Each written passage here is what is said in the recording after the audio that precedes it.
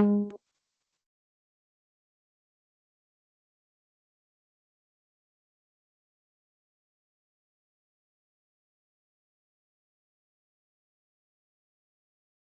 morning. We're going to start in 3 minutes.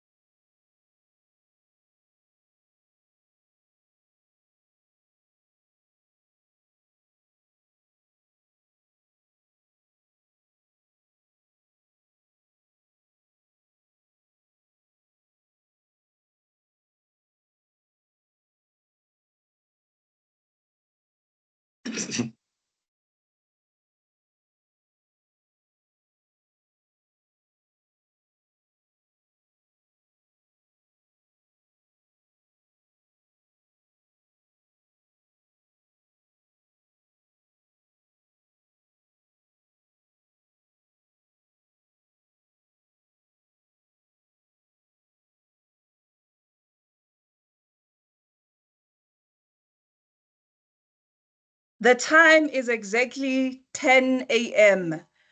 Thank you so much for joining today's webinar. Today is the 30th of January. Good morning, property practitioners. My name is Naledi. I am the Stakeholder Relations for PPRA. It's a pleasure to welcome you to this important webinar. Maybe before I continue, colleagues, if you can hear me, please give me the thumbs up. Thank you very much. Today, it's very important. It's part of an ongoing exam drive series, and today's session will focus on the PDE 5 preparation for exam. It's an important journey towards becoming a fully qualified principal in the property sector, and it's very rewarding and it's going to be challenging, but it's worth it. That's why the session is designed to equip you with essential exam tips. We will see Mr. Ashpol will take us through that. He's going to give us the techniques on how to prepare and effective strategies to help you navigate the final summative assessment that you will be facing in February the 13th. And we know it's going to be very successful. So colleagues, I know by the end of today's session, you will know how to approach the exam, which is your PDE 5 that you're going to go through, and is going to go more in detail on what the PDE 5 will entail. You must feel free to ask questions and engage on the chat. As Mr. Ashpol will be presenting, I will be monitoring your comments. I will be monitoring your chats. If you try to email me, I am going to respond after the webinar because I want us to focus on the engagements. We are recording the meeting today, and we are also going to keep the register today. We appreciate your attendance. And you're wondering who's going to give us this, presentation in depth. We have with us today Mr. Clive Ashpole. He's an admitted attorney, notary, and conveyancer. He previously served as an executive manager. Some of you would remember him. He used to be an executive at what then we used to call Estate Agency Affairs Board as an education and training executive. And he played a key role in professionalizing the sector by assisting us, now the entity, by introducing the National Qualification Framework and also introduce PDE and also introduced CPD. We are in the industry and we know what those are. And he also, assisted in gaining recognition as a professional body for SAQA to be recognized for the entity. And it's a huge milestone. So he comes with a lot of expertise, a lot of experience, and he knows exactly how he's going to assist you. And I hope that we take notes, colleagues, just questions, put them on the chat. We're going to revert them to them after the webinar. Now, currently, Mr. Ashpole, he's serving as the acting project manager of the Property Sector Research Center. Now in the legislation, we have a new department for research because we constantly have to be on the outlook. What is happening in the sector? What are the gaps and where we can improve, because we're trying to professionalize the industry. So he's part of the team that is responsible for research. And today he's not alone, property practitioners. He will be assisted by Ms. Mamiki Siabela, who's an academic in the Education and Training Department. And she's going to come through after the presentation by Mr. Ashpole, and she will take us through, just closing, especially on how you're going to tackle the 13th of February. And some of you, if you have questions about study guides, she will answer some of those questions. I am not going to waste time, colleagues. I see you flagged the presentation. Wonderful. I can see it. Colleagues, can you see the presentation that Ms. Siabela is flagging? Please give me a great. So I think we can continue. Mr. Ashpole, are you ready? Yes, thank you, Naledi. I'm ready to go if everybody's ready. Okay. Thank you very much, everybody, for joining this presentation. I do hope what we're going to discuss today will be of great assistance to you in preparing and successfully writing the PDE 5 in the next couple of weeks.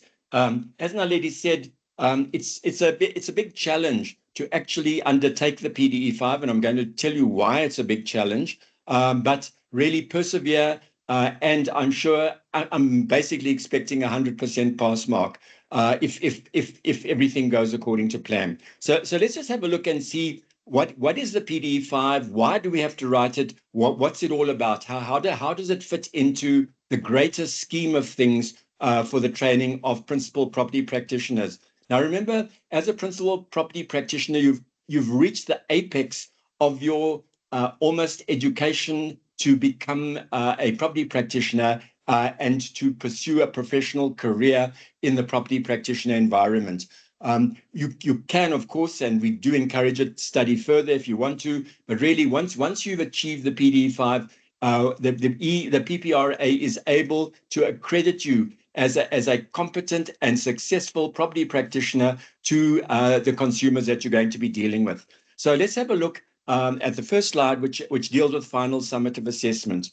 Now, to give you an idea of why we do the PDE 5, let's have a look at what a final summative assessment is. I think a lot of you, if you've been through the NQF Level 4 qualification and the NQF Level 5 qualification, you will have done, after each of the unit standards, you will have done a kind of test to ensure that you know and understand what you've just learned. That would be called a formative assessment. In other words, we're testing what you've just learned, but it's not the final test. At the end, you will have a summative assessment, which will basically bring everything together, take all your formative assessments together, and then you are either successful or not successful with the PDE, with the NQF qualification. And thank goodness all of you are successful. Now, a final summative assessment actually refers to the last evaluation that will take place at the end of the course, the program, or the educational experience.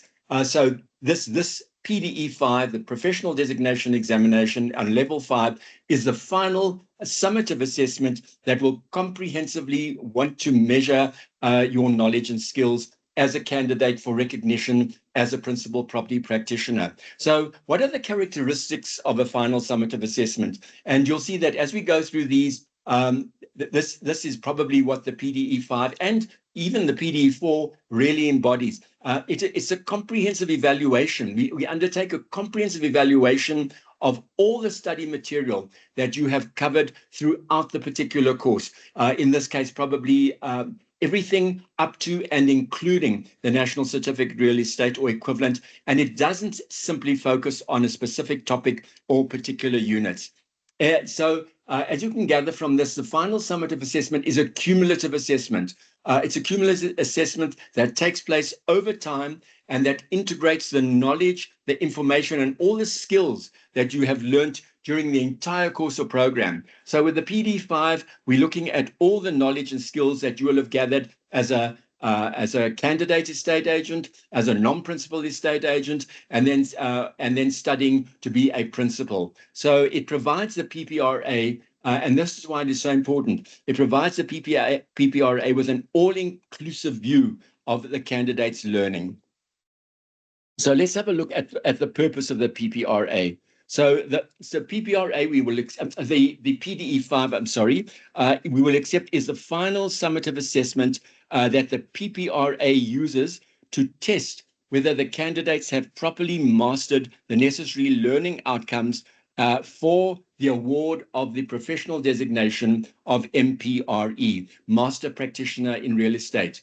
So when you are successful, I'm not saying if, when you are successful and you have done the PDE 5 and you've successfully got through the PDE 5, you now are awarded a professional designation, MPRE, which actually accredits you to the consuming public, and they know that they are dealing with a person who has really gone through all the educational requirements to be recognized as a professional property practitioner. So it determines whether you possess the necessary skills, knowledge, and competencies to be granted recognition by the PPRA as a principal professional property practitioner. So the final summative assessment, which is embodied in the PDE 5, provides the PPRA with all the information regarding the candidate's overall performance and also more particularly the readiness for the PPRA to accredit that property practitioner as a principal property practitioner to the consuming public. So in other words, it is a definitive measure of the knowledge, skills, and competencies of the candidate concerned at the time when the examination was conducted. So at the time when the examination was conducted, we are able to say to the public that you will be dealing with, we at the PPRA have awarded you a professional designation and having awarded you the professional designation, you are competent to perform all the activities, all the functions, all the duties that will be required of a principal property practitioner. So now we've got a bit of the background as to why you have to do a final summative assessment in the form of the professional designation examination. So we are going to look now at the professional designation examination itself. The professional designation examination is, as we've noted, and as I've tried to emphasize, the final summative assessment for principal property practitioners, having regard, and this is important, this is what is basically contained in the PDE 5, its inclusive scope.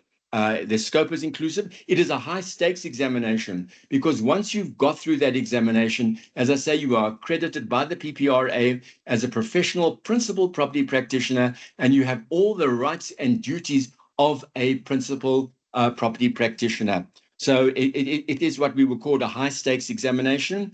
It is a standardized examination. It applies equally to all candidates. And the emphasis of the PDE 5, as you will see when you are doing the PDE 5, is really to validate the competence. In other words, we believe you are competent. As far as the PPRA is concerned, at this stage of your educational journey, the likelihood is that you are competent, but we just need to validate that competence by having you pass the PDE 5. So these various factors that I've referred to basically will determine the readiness of you as a candidate to enter the professional field of principal property practitioner, and more importantly, to be awarded the professional designation. Now, I've mentioned the professional designation, and as you'll see, I've emphasized the professional designation, and I've referred to the professional designation, and I've told you about the professional designation. So again, I just want to underscore the fact that it is a very significant thing to be awarded a professional designation by the PPRA. This professional designation is accredited by the SA Qualifications Authority and is recognized probably throughout the world. But what it does is it serves as an important accreditation to the consuming public, in other words, to the clients and to the users of the property practitioner services that will be relying on you, that you as a principal property practitioner have the necessary skills, you have the necessary knowledge, you have the necessary competencies expected by the PPRA of a principal property practitioner, and that they can safely entrust the services that they wish to be rendered to your hands. So that is quite a big thing. It also signifies that the property practitioner concerned is knowledgeable, is committed to maintaining the highest standards of professionalism and of ethics. And in addition, over the years and over the time that you have been studying to reach this apex of professional principal property practitioner, you have come across, you have studied, you have understood such things as real estate principles, which should be very common practice to you now, laws of real estate, laws of property, the regulations relating to property, market economics, market trends, some of the accounting principles. You'll see all these are dealt with in the study material for the PD5, and accounting and ethical practices. With a lot of emphasis, you'll probably note, on ethical practices, because ethical practices are deemed to be so important by the PPRA that we know that if something is not immediately within your knowledge, you can always say, okay, this is an interesting point that you've raised. Give me an opportunity to research it. I'll come back to you. So if the knowledge is not immediately at your fingertips, it's no great shakes. It's something that in these modern days, you can easily ascertain. You just need a little time and you'll research it and come back to them. But what cannot be researched, what cannot be postponed, is the ethics of a principal property practitioner. So an unethical principal property practitioner is certainly not someone that the PPRA would be proud of. So I'm sure that you'll see that a great emphasis in the study material is actually placed on ethical behavior and on the code of conduct for property practitioners in general and estate agents in particular. So let's have a look as well at the importance of the PDE5.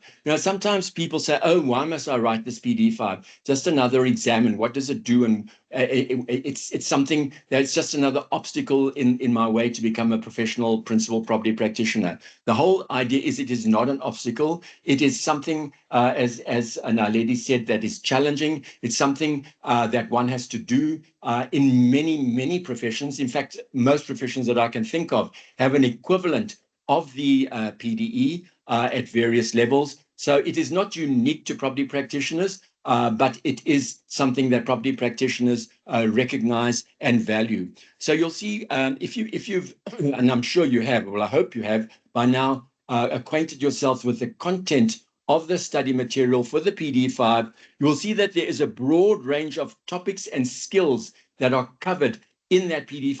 Just a manual how to do on how to conduct yourself appropriately and professionally as a principal property practitioner. So it is designed to assess not only theoretical knowledge. A lot of the material contained in the study guide is in fact theoretical knowledge, but not all of it. We also want to look at the practical application of that knowledge. So it's one thing having a theoretical background. It's something else being able to apply that theory in practice in a professional and a competent way. So that is very important. So the PD5 is designed as you'll see from the study material again, to ensure that the principal property practitioner has a well-rounded knowledge and understanding of the field of property practice that will be relevant to that particular principal's sphere of interest. Not all principal property practitioners do the exact same things. You'll see there are different spheres of property practice, but whichever sphere of property practice you elect to be in, you need to be a master of the understanding and practical application of the information and the regulations relating to that sphere of practice. The passing of the PDE5, therefore, is an essential requirement, and you'll see that it was in the old regulations, it's in the new regulations, that a property practitioner cannot be recognized as a principal, as a professional principal, until such time as the PDE5 has been passed. And it impacts, again, and this is what we emphasize to the consuming public as well, it impacts on the ability of that person to practice professionally as a principal property practitioner. So again, the PPRA is really almost putting its head on the block, because what it is saying to the consumers out there is, if you are dealing with a fully registered principal property practitioner who has been through the whole gamut of the educational process, we can assure you that that person has the necessary knowledge, has the necessary competencies, has the necessary skills to execute your property practitioner mandates in an acceptable and ethical manner. So again, it's a high stakes examination, as I've already told you, and it represents, and I'm sure you all are aware of this, it represents the culmination of the learning and the practical training that has occurred throughout, and you will agree with me, a rather lengthy educational process. So as I said, this is the apex of the education process to become a principal property practitioner.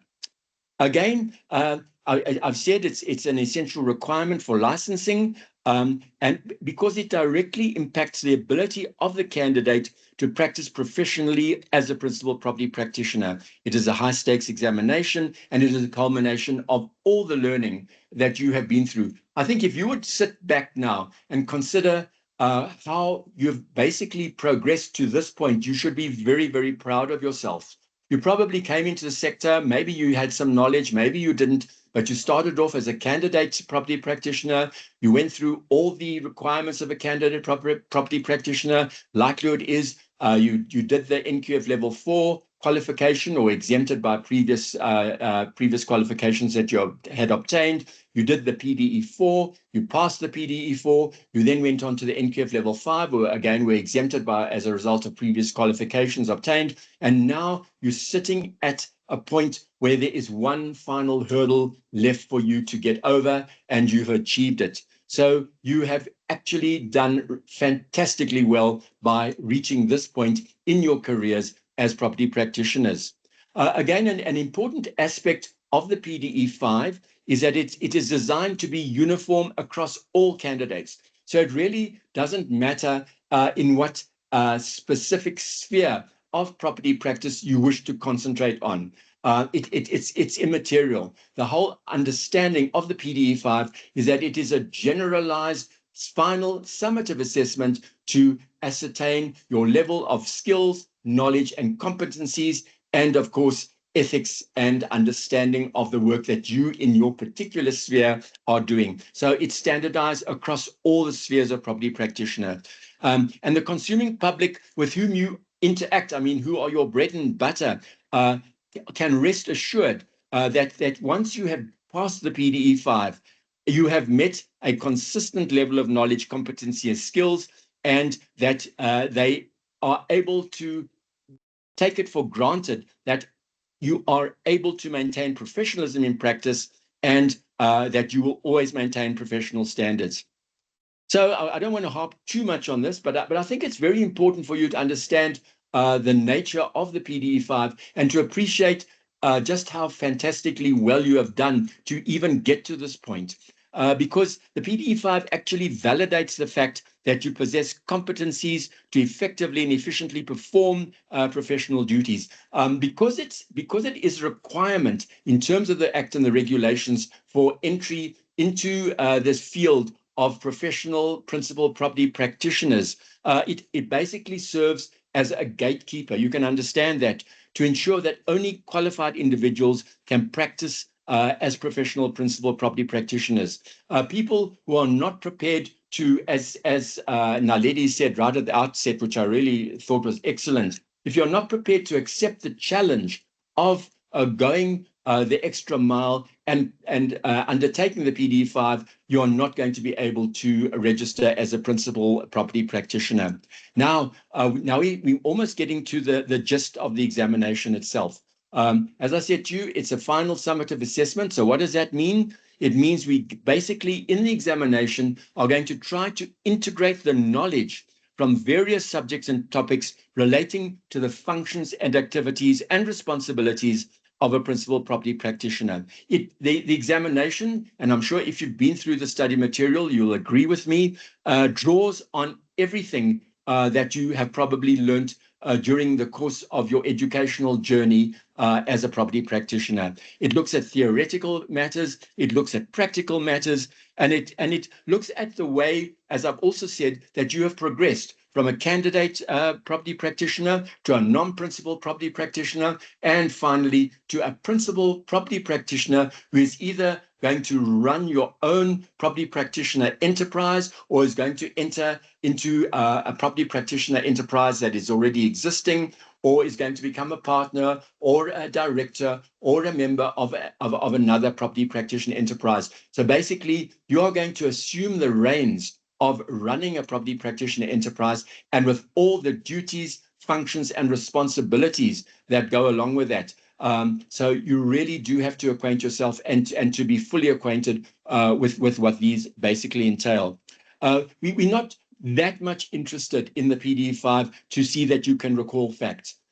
Facts, as I've said, it's important to have a basic knowledge of some important facts that should be at your fingertips. But other matters, not such a big deal. If somebody asks you something, there's no difficulty, no problem in simply saying, thank you, I'm not quite sure of that at the moment. Let me research it and get back to you. It is better to do that than to give incorrect advice. So we're also trying to say to you, don't be embarrassed or ashamed to say that you don't know something. If a question arises that you may not know, we can't train you for absolutely every eventuality. But if a question arises that you don't know, it's no problem, and it's not a hassle to simply say, thank you so much, let me research it and get back to you, provided, of course, you do have the means to undertake the necessary research, and you do then get back with the required answer. And that means that the purpose of the PDE is to ensure that you are able to apply your knowledge and skills in real world scenarios. And when I get to the actual examination, I think it's in the next slide, we'll have a look at that.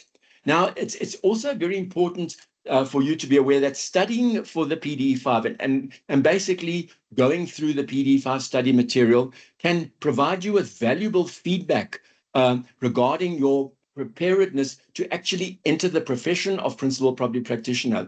You might, for example, come across a chapter or a paragraph or something in the study material that you've never seen before, that you've never heard of, but that you need to know. So this should ring alarm bells and say, okay, I've come across something, I need to bookmark that, to know, to get back to that, study that, and ensure that I know that, because this is something very, very new to me. For some reason, it hasn't been included in the material that I've looked at previously. So the study guide is actually a useful tool to highlight areas of strength. You're going to come across stuff in the study guide which are old hat to you. And I hope that's the case with most of the study guide.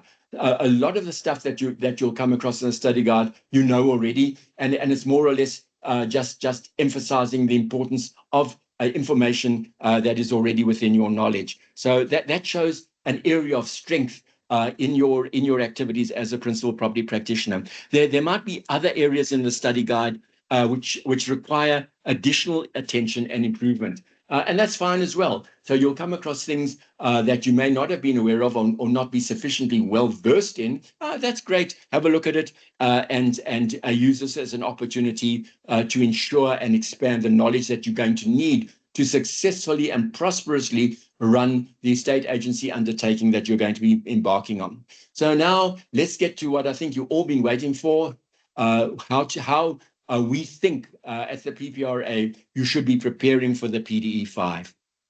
So the first thing you have to do is ensure that you understand the examination format in respect of the content areas and the question types. The content areas are easy. The content areas are those areas that are already contained in the study guide. So that is the content areas. As far as I'm aware, examples of examination of previous examination papers are available on the website for one to have a look at. If they are not, I will speak to Naledi and to Mamiki, and we will put up an example of a previous paper, maybe an abridged example of a previous paper, just for you to acquaint yourself with the way that these papers are basically framed. But you also need to use your study guide to familiarize yourself with the topics that may be possibly covered in the examination. That is not to say that each and every a little item that is dealt with in the study guide will be covered in the examination. That is simply not possible. But you need to basically distinguish in your mind what you believe to be very prioritize. What do I believe to be extremely important? What do I believe to be very important? What do I believe to be important? And what do I believe to be, okay, not so great. But prioritize, know what you think is very important, because I'm really sure that what you think is important, the examiner would also think important, and therefore will probably have a question on that aspect in the examination itself. Now, remember too that the PDE 5, the examination that you're about to undertake, is an open book examination that is written under real world conditions. So you are able, just as I try to emphasize, even when you are practicing as an estate agent, you will be able to access any of the available resources you feel are necessary to achieve success. Now, a word of warning over here. And I think anyone who's written open book exams will know exactly what I'm talking about. The fact that it is an open book exam does not mean that you do not have to prepare for the examination. Really, I think there's far more preparation required for an open book examination than for a closed book examination. In an open book examination, you cannot merely repeat the content of the examination of the study material. We know that you have the study material in front of you. We know that you can open it to a particular paragraph or a particular page. So you have to basically show when answering questions that you understand the nature of the question and are able to answer that question in your own words. I can actually remember a time when I wrote an open book examination, and I was talking to one of our colleagues who was there, and it was so strange. All our books were dog-eared, and we had notes, and we had little markers all over the show. And this lady came in, and her book creaked open, and we looked at her and said, "Good grief, have you not studied for the exam?" She said, "No, you don't have to worry about studying for an exam. It's an open book exam." Well, needless to say, she didn't pass the exam. So the word of warning is treat an open book exam exactly like you would treat any other exam. And remember that the fact that it is an open book exam doesn't actually make it easier for you. So let's have a look at some techniques that you can use in preparing for an open book exam. I hope that this is all old hat to you and that you've already been doing everything that I'm going to point out to you now. You need to organize, in the first place, to organize your material by creating, for example, a study binder in which you compile all relevant materials, including the study guide and relevant textbooks, notes, supplementary resources that you've identified. All should be included in the study binder, and create dividers to make it easier for you to access the exact part of the binder that you want to, in order to enable you to answer questions in the examination. Highlight key information. Use highlighters. Use whatever you want to use, but there are ways to highlight key information, again, on a priority basis, and mark important concepts, definitions, and regulations within your study materials. Then, because it's a real world examination, you need to familiarize yourself with all available resources. Hopefully the study guide will be an excellent resource, and hopefully will get you through possibly 80 to 90% of the exam. But a lot of people, and I'm sure that you are, because you are here today, you are one of those people, want to go the extra mile.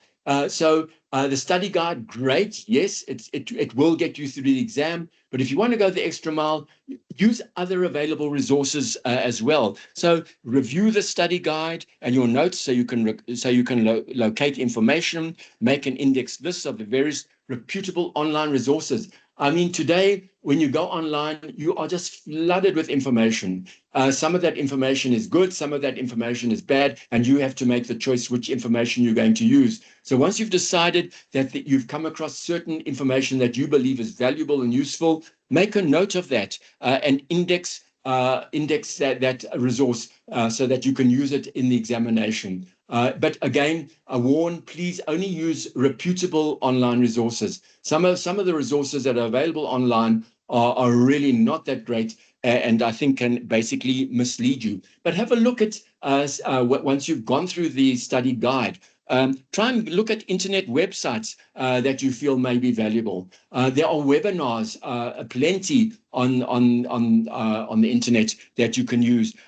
Some of the YouTube lecturers are great. Some of them are lousy. So you need to basically make a determination if you want to use them. But create a list of alternate and additional resources that you think might be useful in the examination. Whether you use them in the examination or not doesn't really matter. The fact is that you've increased your knowledge, and that can only be beneficial for you. So create an index or table of contents for all the materials that you want to use, whether written or electronic. List the key topics as well as the corresponding page so that you can easily access that. Now, practice the application of knowledge. That is very important. It's one thing to have knowledge, but it's another thing to practice the application of the knowledge that you have. So work through case studies. The internet has hundreds of case studies, and some of those under certain circumstances, they're not all related to property practice, but there are business case studies, and there are ethics case studies, and there's a variety of case studies. Again, particularly I'm thinking of ethics case studies, I'm sure that there are some ethics case studies available on the PPRA website. If not, I will ask Naledi and Mamiki to put some case studies up so you can have a look at the type of case studies that you would be using in the examination. So look at a whole lot of hypothetical scenarios. They really don't have to be property practice based. They can be anything that interests you. And as I said, many are readily available. Focus on applying your knowledge rather than just recalling facts. In an open book exam, just giving facts is not going to cut the mustard. You need to be able to show that you can apply the knowledge that we know you have in front of you, that we know you have available to you, and that we know are part of the resources that you will be using to study for the examination. So you need to locate and practice similar open book examination questions. Get a feel in doing so of how to navigate these kinds of questions and how to use the resources and the source material effectively during the examination. So that brings us on to the next question of time management. You need to manage your time during the examination. So let's just have a look at what kind of time management strategy might be applicable for the PDE 5. The PDE 5 examination commences at 8 o'clock in the morning and concludes at 1 o'clock that afternoon on the examination date. So again, just a little word of warning over here. Please ensure that your question answer paper is received by the PPRA by no later than 1 o'clock of the afternoon exactly. Any papers received, if it's received 10 seconds after 1 o'clock, that paper will not be accepted. You will forfeit the examination fee and be required to rewrite the PDE 5. It is so important to ensure that the answer papers is timeously received by the PPRA to avoid these possible consequences.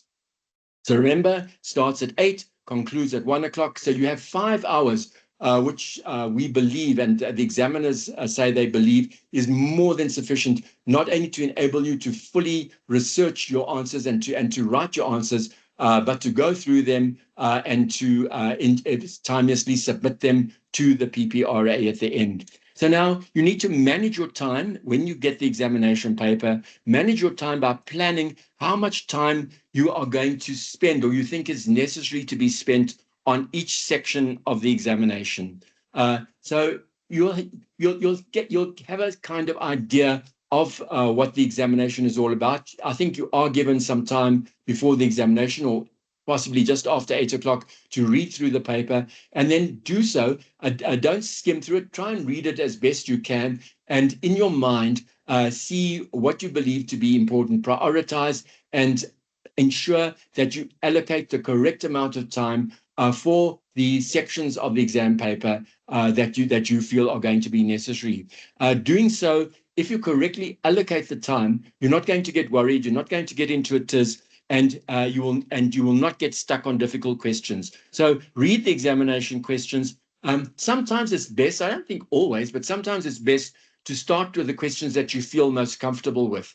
A lot of people, as a rule, in examinations do that. They'll go through the examination paper, find questions that they're really happy and comfortable with, get those out of the way, and then start worrying about the more complex questions afterwards. There's no problem in doing that because it helps to build momentum and get you going into the examination, and also reduces your anxiety. So that's not a bad solution as well. Then you need to summarize key concepts. Create concise summaries or cheat sheets for important topics. Remember, I've said prioritize. You will know what are the important topics. So you create your cheat sheets for those topics, for information or regulations, as a quick reference during the examination. It is often helpful to use diagrams and or charts if they are appropriate to the topic under discussion, because visual aids really do help in remembering more complex information. And also another great value of these charts and visual aids is to help you locate the information quickly and without any fuss or bother. The main point in preparing for the PDE5 is you need to engage in active learning. If you come across concepts that you believe are important, try and explain those concepts to someone else. So let's take an example. Someone says to you, what is a final summative assessment? Try and explain the concept of final summative assessment to someone else and see if they understand what you're talking about. If they understand what you're talking about, well, you've done it, you've understood it, and everything is great. If they don't, you need to perhaps relook at the whole thing. So if there's nobody else who's going to listen to you, try and explain it to yourself in a way that you will understand. So you'll go to someone and say, I'm studying this. I've come across a topic called final summative assessments. Can I explain it to you and tell me, do you understand what I'm talking about? If they do, great, you're on the right track.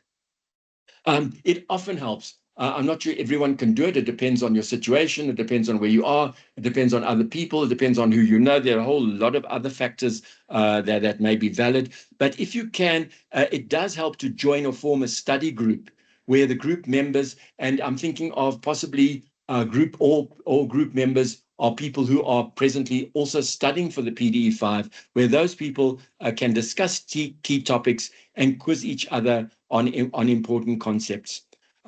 Importantly, stay focused and calm. Don't get yourself into a state. It's really not a big deal. You must practice relaxation techniques, try deep breathing, meditation, and do everything that you feel is necessary to manage the anxiety before and during the examination. You remember at the examination, and I'm sure this is applicable to everybody here today, at the examination, you will have already done extensive preparation. You'll be well prepared for the examination, and you know your capabilities. And knowing that you've prepared, knowing that you're very, very capable of acing this examination, you should have no problem with confidence.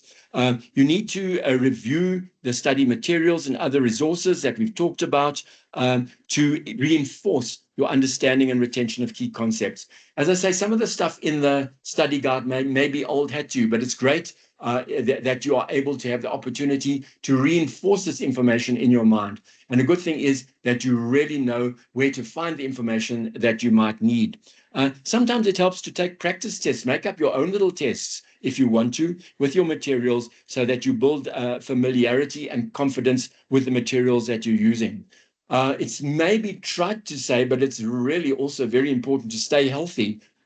Ensure that you're well rested and nourished leading up to the examination. I don't think for the PDE5 really that you have to do an all-nighter before this examination if you really are well prepared, if you really have indexed material, if you have binders that are going to assist you. Relax, take it easy the night before, be well rested, and remember that a healthy body contributes to a sharp mind. Stay hydrated because being hydrated will definitely help you to maintain focus and concentration. Now, I think maybe it's a little bit late for these things, but it's probably not a bad idea to have a look at some of these other tips. You need to create a study plan. If you haven't done so, do so now. Break down your study time into manageable blocks, allocate specific times for different topics, and practice examinations. Don't think that you're going to study the whole study guide in one sitting. Forget about that. You need to have really clear, realistic, and achievable goals. So if you think a paragraph, a chapter or 2 chapters or 3 chapters is realistic and achievable for you, that is great. Some people might think that only 1 chapter at a time, depending on your workload, depending on your stress levels, depending on everything else that you have to do, is realistic and achievable. That's fine as well. Do as much as you believe is realistic and achievable. But remember, while you're studying or while you're preparing, while you're doing all these things, do take a break. You cannot sit for hour after hour after hour and expect to remain fresh and able to concentrate. So set clear, realistic, and achievable goals and keep yourself motivated and on track. As I've said before, I'm not going to harp on this again. If you can join a study group, that would be fantastic. If you can't, not a big deal. You'll still be very successful in the examination. Now, one of the things that you do have to do for the examination is you do have to focus. And remember, we said prioritize. You have to prioritize the key regulations and especially the code of conduct. You know that there is going to be a case study on the code of conduct. So you really do have to prioritize the code of conduct. So make sure you have a good understanding of all the laws and regulations governing property practice. Know the major parts of the Property Practitioners Act that will be applicable to a principal property practitioner. Now I'm talking about such things as, for example, appointing an auditor, maintaining trust accounts, things that every principal property practitioner have to do in their day-to-day administration of a property practitioner enterprise. So do know those things. And ultimately, just stay positive and confident. Keep a positive mindset. Remind yourself that you have achieved a huge amount already in reaching the stage that you have reached, that you are capable, you are positive, and it sometimes helps to visualize the success that you are going to have once you have passed the PDE5 examination. Think of the future, what you're going to do, how you're going to use this information, and how valuable it is. Now, I think the final topic that I'm going to deal with today is dealing with a case study in the PDE5. There's going to be a case study, so prepare yourself to deal with that case study. Answering a real-life case study does require certain analytical skills. You need to be able to analyze the information that is contained in the case study. You need to have practical knowledge, and you need an effective study strategy. So you need to understand the format and expectations of a case study. So if possible, and I know there's a ton of information available on this, familiarize yourself with how case studies are structured, look at examples of previous or similar case studies, and just make sure that you are acquainted with the nature of case studies. I think case studies have more and more become a feature of the professional practice of most professions. So it's important that you are aware of that. Study relevant content. Review the study guide and any notes that you have made, particularly, I can emphasize this again, know the code of conduct and focus on understanding the ethical obligations and considerations contained in the code of conduct. And if you can, work through sample case studies to familiarize yourself with the analysis required by identifying the key issues presented in each case and focusing on the structure, argument, and evidence. Okay. Mamiki, if we can have the next slide, please.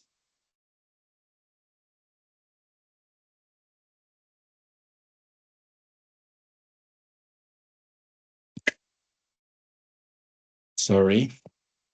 Mamiki, can I have the next slide, please? Naledi is sharing. Oh, sorry. Naledi could have, okay. So thank you, Naledi. Okay, so dealing with a case study. Now, in order to deal with a case study, you need to develop critical thinking skills. So practice identifying the underlying problems in each case study and brainstorming possible solutions or recommendations. This is very important to ensure that you make the best of your knowledge when answering a case study.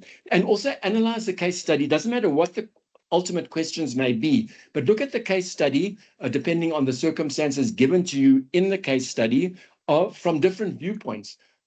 So you have a case study, and it's going to be based on property practice. So have a look at it. Depending on what the scenario is that is outlined in the case study. So look at it. How would I look at this case study if I was the owner, for example, of the property concerned? How would I look at it if I was a potential purchaser of that property? Would it change anything? How would I look at it if I was a landlord of a property? How would I look at it if I was the proposed tenant or the actual tenant of a property? Would it change anything? And probably just as importantly, if a complaint were to be made regarding my conduct to the PPRA, how do I think they would view it? Would they view it as a storm in a teacup? Would they view it as a well-founded complaint? What kind of viewpoint do you think the PPRA would adopt? So it's interesting, and it just makes the case studies a little more entertaining to have a look at it from the various viewpoints. And don't be put off. Remember, when you're answering a question on a case study, provided you can motivate what your answer is. If you can give an answer that maybe the examiners did not expect, but if you can properly and correctly motivate your answer, you should get the same marks as anybody else. So you don't feel constrained, or don't feel that everybody thinks that it's a contravention of A, B, or C, but I think it's a contravention of D. If everybody thinks it's a contravention of A, B, and C, but you think it's a contravention of D, great. But you have to properly and fully motivate why you feel it's a contravention of D. And if you're able to do that, you will ace that case study as well. Then you need to structure your response to a case study. Sorry. Naledi, could just go back, please.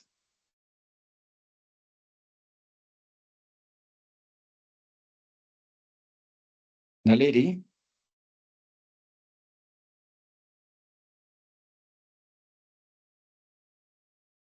Apologies, Mr. Ashpaul. There's a delay with network on my side. Can you see slide 15? No.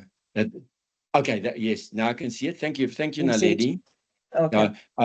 So what I was saying is, you need to structure your response to the case study.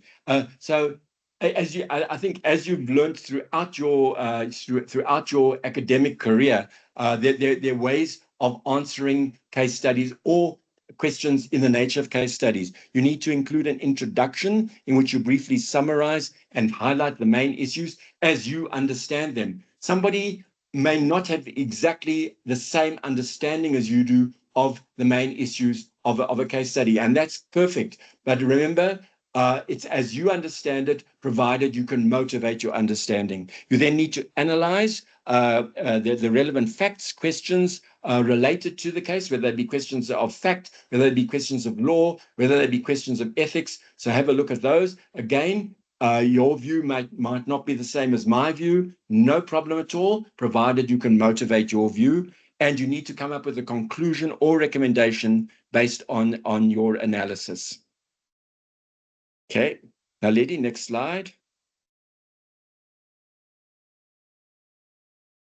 Okay, so we've got that, thank you. So this is almost concluding now. You need to focus on the ethical considerations. In the case study, review the applicable laws and regulations in respect of the case. Consider any ethical dilemmas that may have arisen. And again, what you believe to be an ethical dilemma may not be what I believe to be an ethical dilemma. No problem. Motivate why you believe that's an ethical dilemma and how these dilemmas should be addressed. Review and reflect.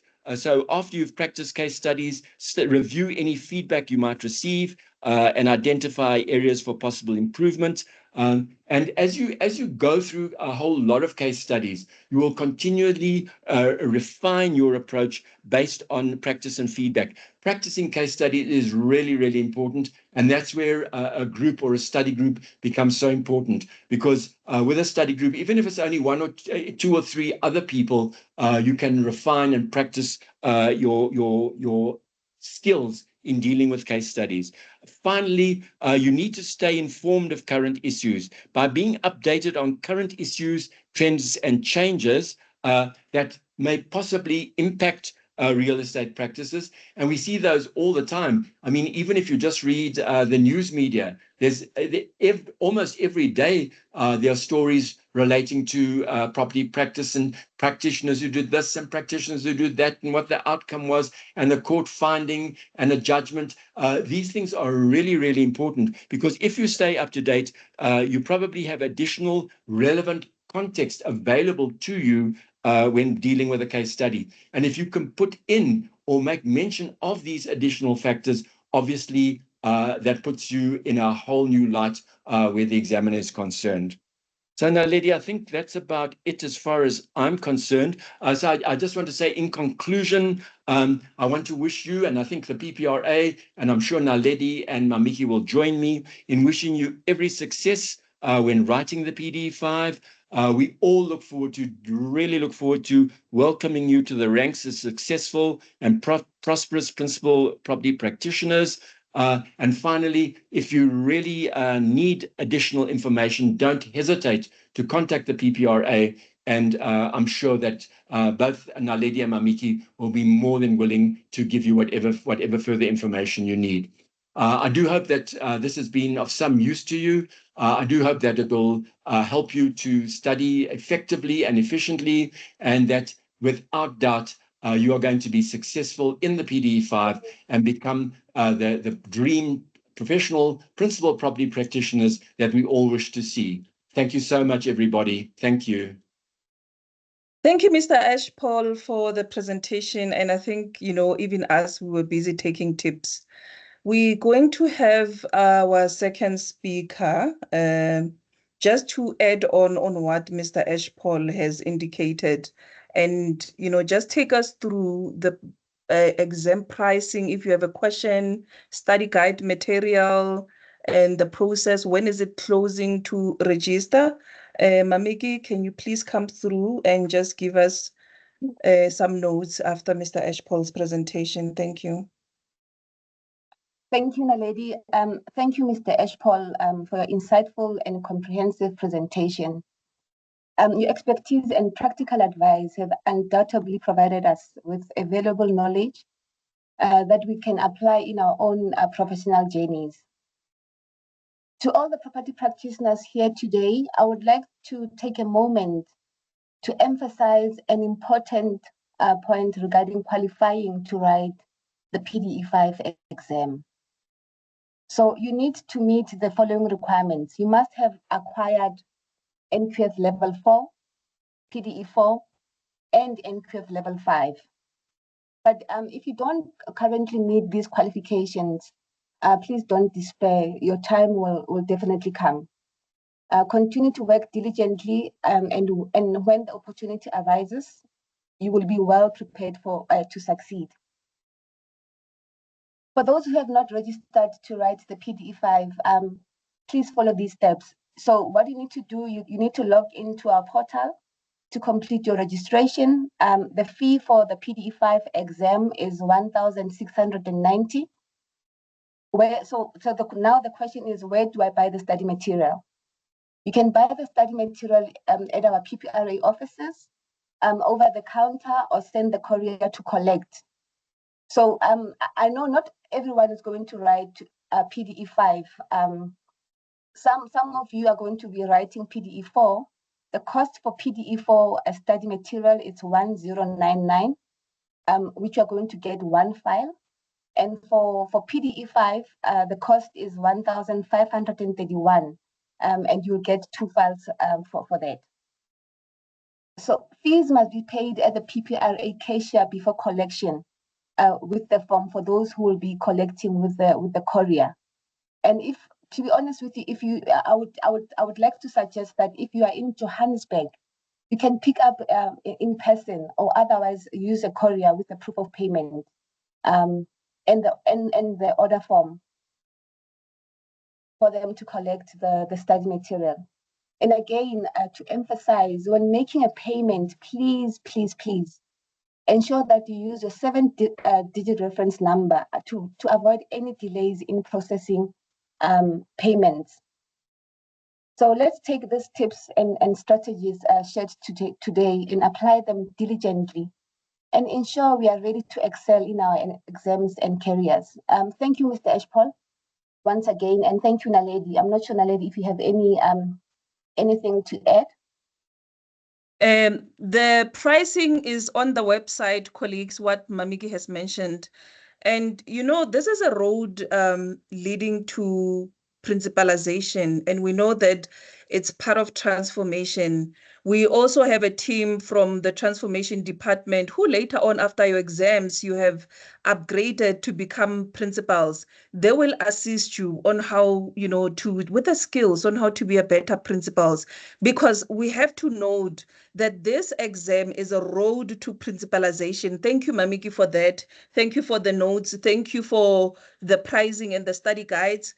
All the information, colleagues, if you need it, it's going to be on the website. You still have my email address for stakeholder. Send us questions anytime. We're going to assist you until you get to the date of the exams. If you have not registered, please note exams are closing registration 31 January 2025. You can go to the portal. If you are struggling, please email us. We are here to help you. I am going to go through the question, Mr. Ashpal. Let's see which questions do we have today so that we can give clarity to our property practitioners. I think you wanted to say could PDE and CPD not be more meshed? You wanted to say meshed. Since CPD is continuous, not a once exam. Can you please just rewrite that question, user? There's no name MG, so that it can be clearer. We don't disadvantage. Naledi, I think I can answer that. I think I can answer it. There's a difference in approach between the PDE, where, as I say, you get final accreditation and a professional designation, and CPD. CPD, as the questioner correctly said, is continuing lifelong learning. So CPD cannot actually be distinguished from PDE. PDE is your entry into the world of the professional principal property practitioner, and CPD ensures that as a principal property practitioner, you maintain your knowledge, understanding, and information regarding the sector for the rest of your career as a principal property practitioner. So the answer is no. The two are mutually different from one another, and they can't be merged. Thank you, Mr. Ashpal. There is a question, VH. What bank letter is required from PPRA to get principal FFC? I've sent you the email address to registration. They will assist you with a template. Let's see if we have another question, Mr. Ashpal. Will there be past year question papers, Mr. Ashpal? It's not really the practice of the PPRA to publish past papers, but what we will do, as I say, I'll speak to Naledi Mamiki and see if we can't put up some possible examples of questions or of the content or the way the examination is couched, just to assist candidates. We'll try and do that for you. Okay. So the question of will PPRA supply the study guide, or can I use the study guides from Aldous Academy? I think it's what Mamiki was touching on, that you can buy the study guide, but do you want to come through, Mamiki, for this one? Thank you, Naledi. No, they can use the study guide. They can buy the study guide from the PPRA offices. Okay, thank you for the that. The one that we have, it's an updated version. So I'm not sure the one that the lady or the gentleman is referring to which one. But it's advisable for them to use the one bought from PPRA. Okay, thank you so much. Zonika says, will the exam be online test, meaning that we do not have to go into the venue to write the exam? I think it's online, Mr. Ashpo. It's online, yes, it's online. What happens, I think Mamiki can explain it better than I can, but what happens is you open up the examination paper in the morning at 8 o'clock. You then complete it and make sure you return it to the PPRA by 1 o'clock. Mamiki, maybe you can just expand on that a bit. Okay. So what happens is that we upload a question paper on the portal on the day of the exam at 8 o'clock. Property practitioners who have registered, they can go in and download that paper. Another option is that we will be sending a question paper to those who have registered via emails. So as soon as you get an email from us, you download, then you start typing, and at 1 o'clock you need to submit that question paper to us with answers. Okay, thank you for that, Mamiki. Is there an email address, Mamiki, for technical, or an email address while the person is going through the exam if they have challenges? Is it an email address for support, rather? Yes, we do have that an email address, which is examsupport@theppra.org.za. I'll type it on the chat now, Naledi. Thank you so much. Okay, she also... Okay. Now, Lidika, just Mamiki, I just want to emphasize that you can, if you finish the paper before 1 o'clock, you can send it at any time once you've completed it, but by no later than 1 o'clock on the day of the exam. Okay, thank you so much. Mamiki also wrote the prices on the chat, colleagues. You will put the support email on the chat. And you also said, okay, you were answering another question. Let's see if we have another question. So I have one from Zonika. I'm not sure if we've already answered it. Just to confirm, I do not have to be at the venue. Yes, we've already answered the one for the venue. Mamiki explained how it's going to be uploaded. There's Johan. How do we get in touch with other property practitioners in our area to form study group? This one, I'm thinking, as property practitioners, colleagues, it's important that you form relationships within yourselves. Here on the group, form a WhatsApp group, exchange numbers, exchange your cell phone numbers, form a group where you will interact as you prepare for the exams, find out who are they in your area, or even if they're not in your area, you can form a group and build relationship. That's how you network, you build relationships with it. Mr. Ashpol, I don't know, you want to add on that? Oh no, I think you're 100% right. I'm just wondering if it would be possible to say identify where the questioner is located, and maybe ask.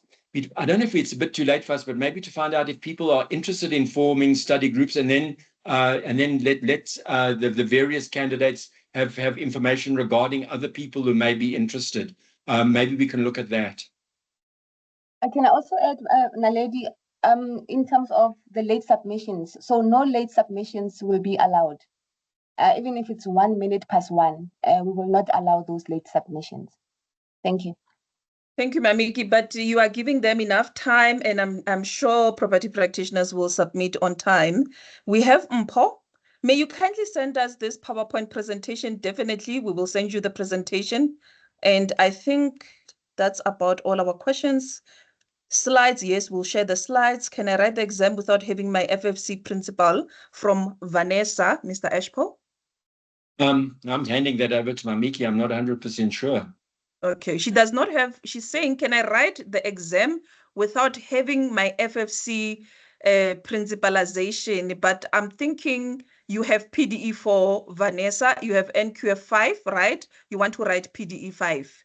So you can write PDE 5 if you have NQF5, and obviously you would have had FFC, but you need FFC obviously before. We need to check when your FFC is expiring. Remember, it's a 3-year FFC. So we'll need your 7-pin digit. Maybe we can check on the system. Mamiki, do you want to come through for that?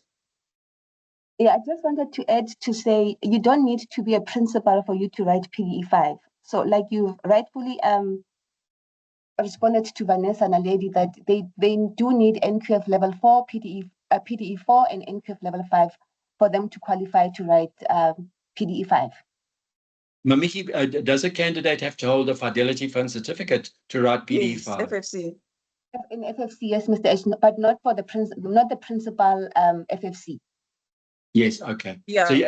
So as long as they've done all the preliminary qualifications and hold the FFC, the candidate can write the PDE 5. Correct. Yes, and the system yes. will not allow them to even register if they don't meet all those requirements. Oh, thank you. Okay. All right, but Vanessa, maybe still send your 7-digit PIN. Let's see why you don't have FFC. Let's assist you. We need to look at the profile before we can give you more information on that. But I think the information does assist. Mamiki, thank you for that clarity. Devald, will the study guides be available in Cape Town? The study guide, I think, is you can pay the courier to you. For PDE4, I had to get someone to stand in queue in Sandton for an hour to get the study guide. Mamiki, study guide. On the study guide, when a courier has been sent, they need to bring a form, a study guide form, for them to be assisted. You'll actually have problems if a courier does not have a completed form for them to collect and a proof of payment for them to collect that study guide. So, Devald, I'm happy you got the study guide, but apologies for that it took that long. You had to get somebody to come this side. Now you have our email addresses. For future, please email us so that it doesn't have to get to that extent. I have another question, Mosa. I'm not sure what he's trying to say. Let's see. Which have education service provider? I think you're trying to say which education service providers offer NQF5, right? If I'm incorrect, correct me on the chat. Service providers, I know they're external. Mamiki, assist us with that one. For service providers, they need to contact Services SETA. They'll request an accredited the service providers that are accredited with them, and they can just contact any service provider that is on the list for them to do their NQF level 5. Okay. No, and I think the questioner wants to know assistance with the PDE 5 if there's service providers who provide that. Well, Mr. Ash, we wouldn't know if there's a service provider that is offering that. To be honest, they would need to contact them directly. We can't assist with that. We don't know if there are service providers who will assist with the PDE 5 exam. Correct. Yes. Okay. Okay, so I think the question as well from Study Guide Cape Town has been answered. Mr. Ashpol, let me just... Yeah, I might say now, lady, the PDE5 is basically the study material is designed for self-study. And as we said, it's designed for self-study. It will help to form a study group. And I'm not sure if there are any service providers that will assist candidates for the PDE5.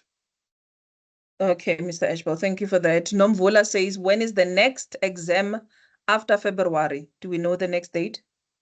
The next exam is on the 8th of May, but all the exams dates for this year are on the portal. Okay, Gondi, please supply the banking details for the study material. Can they find it on the website? On the schedule of fees, Naledi, on the website, the banking details are there. Okay, I'll also put my email address here. Gondi, please email me. I'll send you the link. Please take us through the trust account. We're going to have future webinars on trust account. Please join. We're going to take you through that process. The students that did one learner, where to from here? Since there's no word about the class for NQF5, can we apply for exemptions to write? The NQF5, because they're done by external service provider, the way Mamiki elaborated, do you want to add on that? Okay, with regards to equivalence exemption, Naledi, you mentioned equivalence exemption. Equivalence exemption is only granted to property practitioners who have a tertiary qualification. So what they can just apply to be exempted for NQF level 4 or NQF level 5, depending on the modules that they have done. Then we will just go through that application and see if they qualify for both NQF 4 and 5, and they will be granted according to what they have studied. Okay, thank you so much as well for the email address. I see it. Zenanda said, is this the new procedure now? So the webinar, it was to give tips, techniques, strategies on how to tackle exam for PDE 5. And I'm sure even those writing PDE 4 did assist them, especially that we know after PDE 5, you would want to register and be principalized and upgrade your status. It's not necessarily that it's a new procedure, it's assistance from PPRA, to help you become a better principal. Let's see if we have another one, Mwekezi. How is the exam going to be written? And I think, Mr. Ashpol, you covered that. There is an online, it was highlighted in the presentation. I have not heard anything about NQF5, Zenande. I think Mamiki covered that. I'm not sure if Mr. Ashpol, you want to add in Mamiki, but you did cover that extensively when we were going through the questions. Okay. Yeah, no, I agree. Naledi, I think it's being covered. Okay, so I see Devald, my FFC history is still not updated, even though the qualification status is updated. Will this be a problem to register for the exam? When will the new FFC be updated? Maybe he's talking about being updated on the portal. Am I right, Mamigi? Okay, so a lot of questions that we are getting, Naledi, with regards to as soon as a property practitioner emails us the qualification, some of them expect that as soon as it's updated on the system, then the status changes.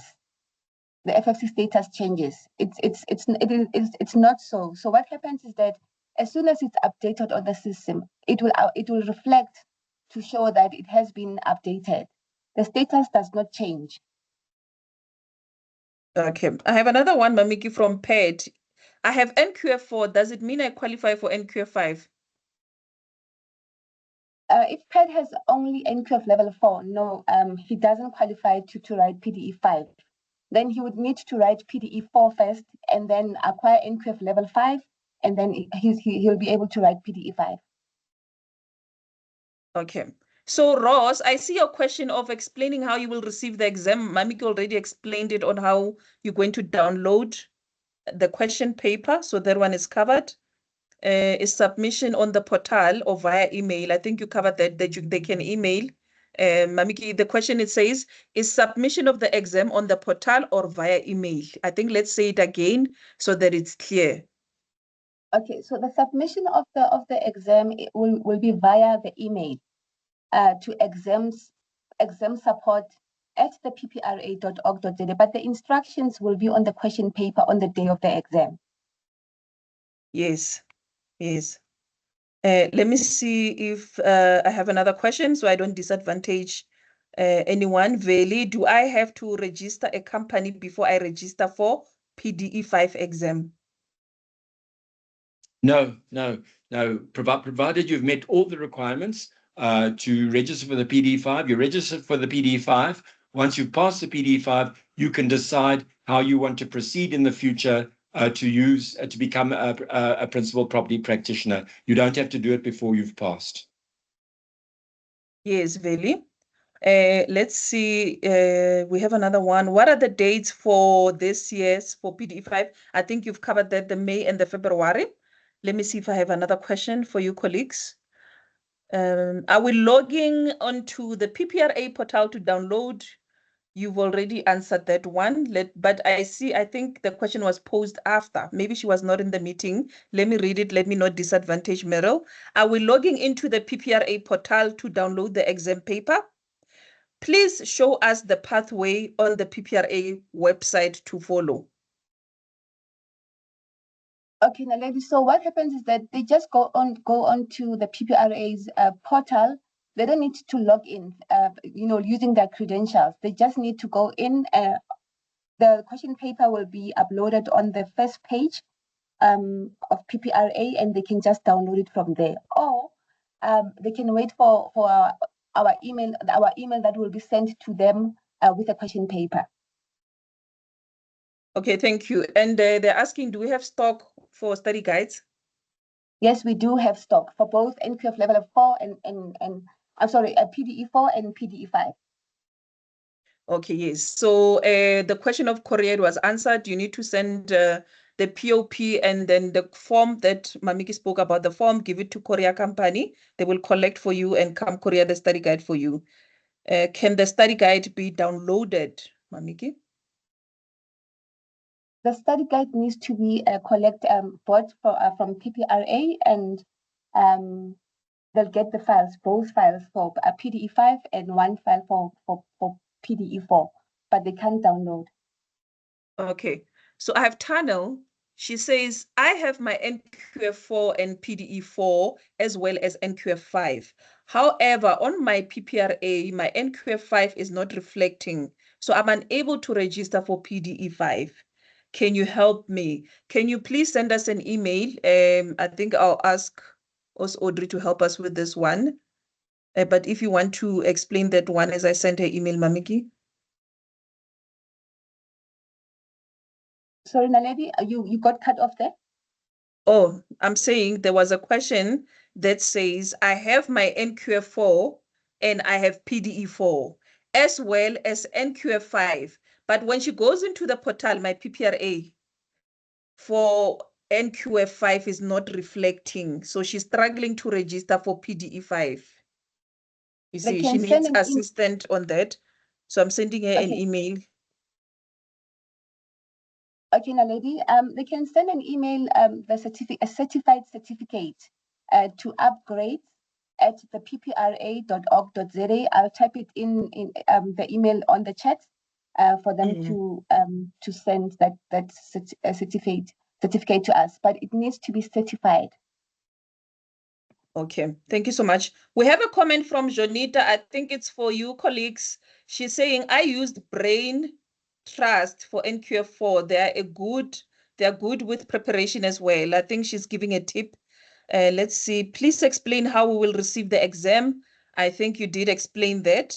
It was explained. Will the PPRA send us confirmation of the receipt of exam? I think she's trying to say once she submits, you get a receipt to say you've submitted? They'll get an automation, Naledi, from the email that they'll be sending the question paper to. Yes, Chris, you say you need NQF5 before PDE5. That's correct. You're right. Okay, Karen, you're telling us your venue. You can still order. I think that's about it. They're also saying Prop Academy can assist you as one of the service provider. Please be in touch with them. Students from MilZets have completed NQF5, but no results. I think this one, take it with the service provider. They will assist you. If I have NQF4 and PDE4, does it mean I qualify for NQF5 or do I qualify for PDE5, Mamiki? She has NQF4 and she also has PDE4. So she wrote PDE4 and now she wants to know which one is which, but obviously NQF5 before PDE5. Let me move to the next. Please explain how we'll receive. Okay, it's come through. I think it was your network. Yes, Naledi, she needs to do NQF level 5 before she writes PDE5. Thank you. Please explain how we'll, okay, this one was answered. Okay, colleagues, I think we saw all of your questions. If we close and you still have a question, you can still email us. We will still respond even after the webinar. What email can I use to update my FFC status? The registrations email, and we will help you. You can send to this one of stakeholder. Just check there at the bottom. I've sent it to you. Is there a limited time to write your PDE5 after you've passed your PDE4? Mr. Ashpal did present the times that you're starting at 8 before 1 submit. By 1, you will be done with the exam. We'll share the slides so you can read through them to try and remember what was presented. So let me see if I have another one, Pat. I'm currently on the PPRA website and all I see it's all registration links from previous years, but no 2025. Kindly assist. Which registration link in particular are you looking for, Pat? Maybe we'll guide you to the correct tab on the website where to click, but everything is updated there. We will assist you. Look at the email stakeholder, email me. I'm going to help you so we get to the right information. John, I'm waiting for my NQF5 qualification. I completed successfully, would love to write PDE5 in February. If you miss this exam, there's another exam in May, but hopefully you make it because the closing date for registration, Mamik, is 31 January, right? Correct, Naledi. Can I just also maybe give clarity? If they are waiting for a certificate from the services CETA, then it means the service provider might have given them a letter stating that external moderation has taken place. So if that's the case, the letter needs to be certified and it must also be sent to upgrades at the ppra.org.za for us to update. So that the property practitioner does not necessarily need to wait for a certificate, but they can just send that letter that is externally moderated, stating that is externally moderated for us to update. Oh, okay. No, I think it's clear. Let me see. So, sorry, before you okay. Can I just add one more thing that in the past we've actually had problems with regards to the emails that we send the question paper to property practitioners. Most of them, they actually bounce back. So I would actually plead with them to, on the day of the exam, they must just go onto our portal and download the question paper from there. Okay. So I have a last one from John. I think it's about the study guide. He wants to clarity, Mr. Ashpol, before he pays. So my question, he says, PDE 5 study guide, will it change or be updated from February to May so that I don't have to pay twice, or is still the same study guide, Mr. Ashpol? No. The February, the study guide that we're doing now is the latest version. It's just been updated. So it's not going to be updated again for the next 6 months. Okay, so he's good. Steve, hi, I have registered and paid for PDE 5, but I have not received any confirmation from PPRA. Please send me an email. I'll send Education Audrey will assist you. Please look at the email address for stakeholder.engagement@the-ppra.org.za, and we will help you. She will check for you on the system. We need your 7-digit PIN and she will assist you. Amo, after completed the NQF5, how long should I wait before writing my PDE 5 exam, Mamiki? Amo can write the PDE 5 if they're ready as soon as they've completed their NQF level 5. Or depending on... Yes, Mr. Mamika, I think it depends on when Amor actually wants to become a principal property practitioner. So if she's done the NQF5 but will be a non-principal for a little while longer, she doesn't have to write the PDE5 until she's actually ready to become a principal property practitioner. Okay. So I think those are all the questions that we have today. So colleagues, thank you so much for joining the webinar. And I think it's important that we also read the regulations, especially 34.3 on duties of property practitioners, just their mandate, as well as you go through your study guides, your webinars, your study case studies. Mr. Ashpal, you mentioned that you will look for a case study that you would want us to share on the website as an example. Once you find that, please communicate with us, stakeholder, and we will communicate that on the website, Mr. Ashpal. It's doable, right? Yes, hopefully by tomorrow. Okay, thank you so much, colleagues. You'll check tomorrow. So I know the takeaways that we can take from today's presentation, we highlighted on ethics, especially as property practitioners, you need to be ethical. So those scenarios, those case studies on ethics, please go through them. The code of conduct, especially because it's important. And we know that the exam will focus both on theory and practical matters, as Mr. Ashpal alluded in the presentation. And you know that it's an open book, but just because it's an open book, as Mr. Ashpal said, does not mean you must not take the exam very serious, because doesn't mean it's going to be easy because it's an open book. Because remember, the aim is to professionalize the industry and ensure that PPRA produces quality principals, because this is a career and it's important. And Mr. Ashpal also gave you highlights as you were taking notes, colleagues, of please get your files, index the information, make sure that you get other information on other websites, go to your YouTube, go to your Google Scholars, and you can email him anytime. You can email me if you have questions. regarding the processes of registration, as Mamiki explained on the website, how you can find the study guides, the dates of the next exams, or the date of the closing. We saw that it's 31 January. We can assist you. If you have not paid, please pay for your exam. We are closing 31 January so that you can also sit for the exam. And I think let's take this opportunity now, while it's still open book, that we all write the exams. We want to appreciate your time, colleagues, for this. I am going to share the slides with everyone. I still have your email addresses, because remember I sent you the invite. You confirmed with the documents that we shared with Siba in the transformation, and her manager, Nobuhle, they're going to go through them. Thank you so much for that. We want more principals in the industry. And if you're going to drive, please drive safe. And please be on the lookout on our social media for more webinars. There's going to be interesting topics that are going to come up, and we're looking forward for more webinars for that. And Mr. Ashpol will communicate with the property practitioners for the other webinars on mentorship. They must just be on the lookout for that. It's also important.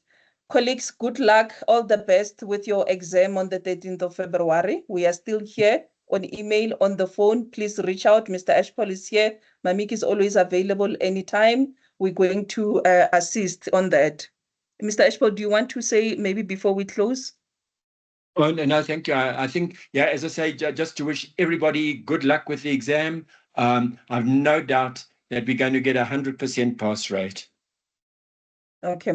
Thank you, colleagues. I'll wait for more questions on my email. If you did not understand, we are here to give clarity. Goodbye. Thank you, Mamiki. Thank you, Mr. Ashpol. Bye. Thank you, everybody. Bye-bye now. Thank you, everybody.